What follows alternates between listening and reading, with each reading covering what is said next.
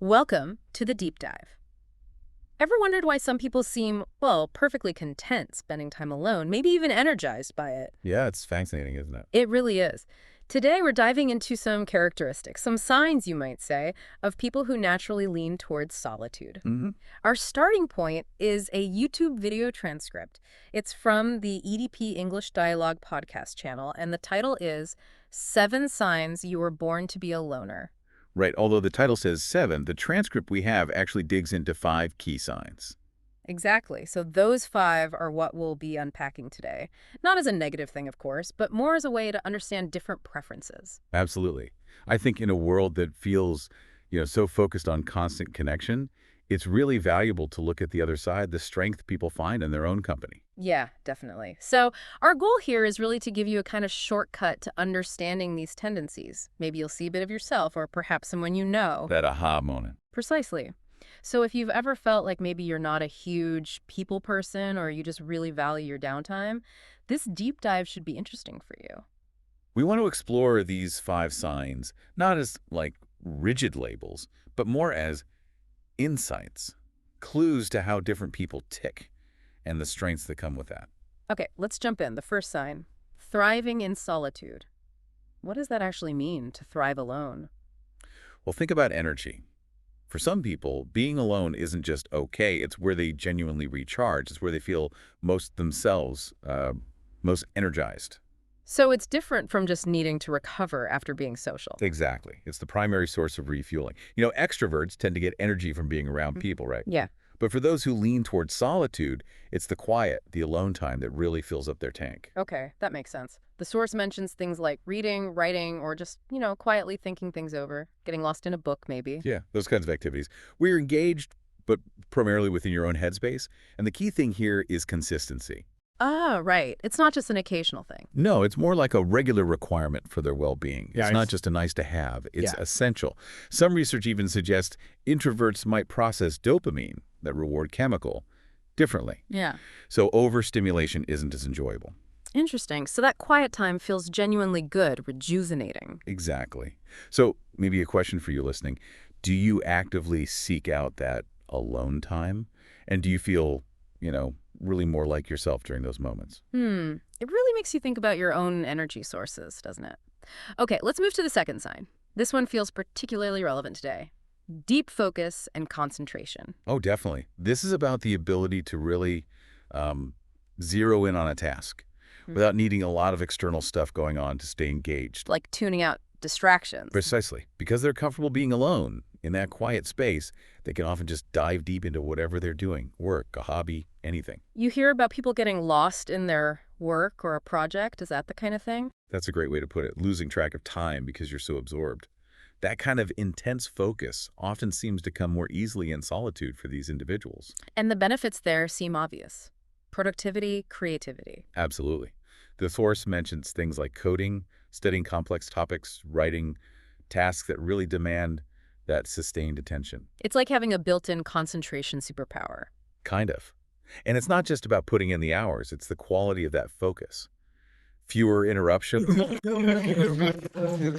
You're fully immersed in doing your best work. Yeah, I can see that.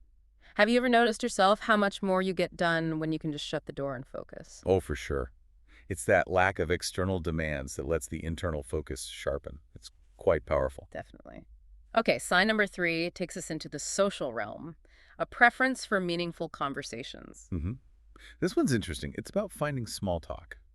Mm. Well, a bit draining. Or maybe just unfulfilling. So not enjoying the usual chit-chat about the weather. Pretty much. They tend to crave conversations with more substance. You know, digging into ideas, sharing genuine thoughts and feelings, making real connections. So it sounds like quality over quantity in relationships. Exactly that.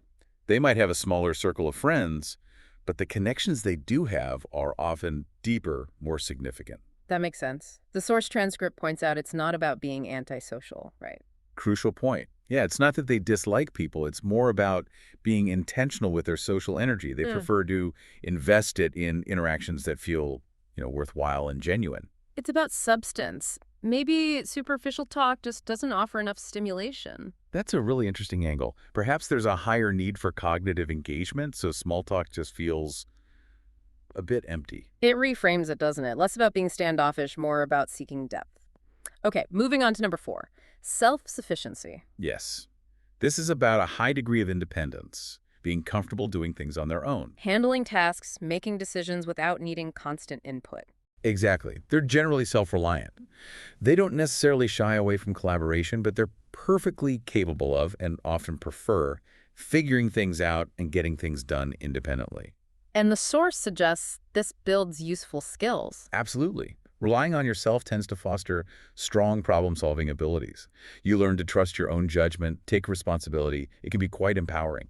I can see that. Yeah. A sense of control over your own stuff. And again, it doesn't mean they reject help. The transcript is clear on that. It's just that they have the capacity and the confidence to manage alone when they need to, or even when they just prefer to. That inner strength, standing on your own 2 feet. Got it. Okay, the 5th and final sign we're covering today sort of brings us back to the beginning. Enjoyment of reflective activities. Yeah, it ties back nicely to thriving in solitude. This is about being drawn to introspection. Like journaling, meditating. Those are great examples from the source, yeah. Or even just taking quiet time to think, to contemplate, to process thoughts and emotions. And this isn't just about killing time quietly. Not at all. The transcript emphasizes these are active practices for personal growth, connecting with your inner world, gaining self-awareness. So it's a valuable use of that alone time. Very much so. For people who lean this way, these reflective activities are often cherished. They prioritize them because they nurture their mental and emotional well-being. It's about understanding themselves better. Right. Okay, so let's quickly recap those 5 signs from the source. We had thriving in solitude. Finding energy alone, then deep focus and concentration. That ability to really zone in. Third was the preference for meaningful conversations. Quality over quantity in social interactions. Then self-sufficiency. That independence and capability. And finally, enjoyment of reflective activities. Journaling, meditating, thinking deeply. Yeah, when you list them like that, it paints a pretty clear picture. And it feels less like defining a loner in a negative way. Exactly. That's so important. These aren't flaws. They're personality characteristics, and they come with their own unique advantages. It's really a spectrum, too. Someone might tick a few of these boxes, but still enjoy being social sometimes. It's about where your natural equilibrium lies, maybe. That's a good way to think about it. And the source suggests that embracing these tendencies, if they feel true for you, can actually lead to a more authentic life, aligning how you live with who you are. Makes sense. Living more authentically. Of course, balance is usually key, isn't it? While solitude has its strengths, having some comfortable, fulfilling connections is generally important for most people's well-being. Right, it's not necessarily an either-or situation, solitude or social life. No, it's more about understanding your own needs and making conscious choices that support your overall quality of life. So for you listening, maybe think about which of these signs, if any, resonate. Does recognizing these tendencies give you any new perspectives on your own life? Or maybe on how you interact with others? Yeah, how could this understanding maybe shift things for you personally or professionally? It leads to a final thought, perhaps. In a world that often pushes for constant engagement, being always on, maybe there's real value in recognizing and, well, honoring these quieter, more solitary tendencies. Perhaps it's actually a path to greater self-awareness and a more intentionally designed life. Something to definitely think about. A more satisfying life, maybe, built around what truly works for you. Well, thanks for joining us on this deep dive into these characteristics of people who might lean towards solitude. We hope it's given you some food for thought. Yeah, maybe some useful insights into yourself or the people around you. Consider which signs felt familiar and what that understanding might mean for you going forward. Until our next exploration, take care.